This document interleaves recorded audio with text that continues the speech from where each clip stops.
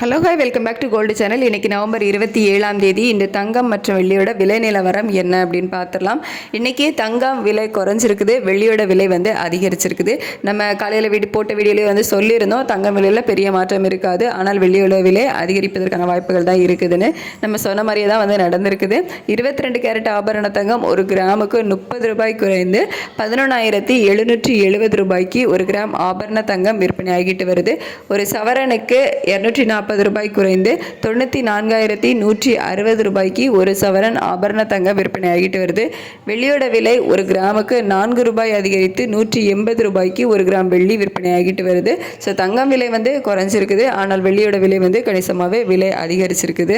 சர்வதேச அளவில் தங்கத்தோட விலையில் சின்ன அப் அண்ட் டவுன் இருந்ததாலையும் வெள்ளியோட விலை சர்வதேச அளவில் அதிகரித்து காணப்பட்டதாலும் இன்னைக்கு விலை உயர்வுக்கு காரணம். இந்திய ரூபாயோட மதிப்பில் பெருசாக மாற்றம் இல்லாமல் தான் இருக்குது. ஆனால் சர்வதேச அளவில் தான் வெள்ளியோட விலை அதிகரித்து காணப்பட்டுச்சு.